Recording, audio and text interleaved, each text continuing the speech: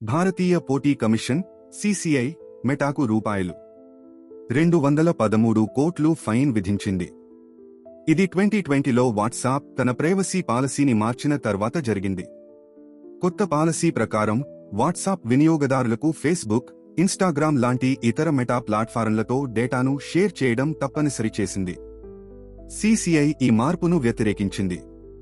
వారు అన్నారు, ఈ పాలసీ వినియోగదారులకు ఎంపికను ఇవ్వకుండా వారిని డేటా షేరింగ్ ఒప్పందాన్ని అంగీకరించమంటోంది.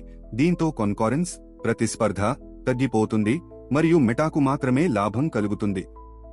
ఈ పరిణామం కారణంగా వాట్సాప్ వినియోగదారులకు డేటా షేరింగ్ ఆప్షన్ ఇవ్వాలని, అది ఈజీగా కనబడేలా ఉండాలని సిసిఐ ఆదేశించింది. మెటా ఈ నిర్ణయాన్ని కోర్టులో ఛాలెంజ్ చేయొచ్చని చెప్పింది. ఇది గతంలో గూగుల్ వంటి ఇతర టెక్ కంపెనీలపై తీసుకున్న చర్యలతో తగిన విధంగా భారతదేశంలో రెగ్యులేటరీ నిఘా పెరుగుతున్నట్లు చూపిస్తుంది.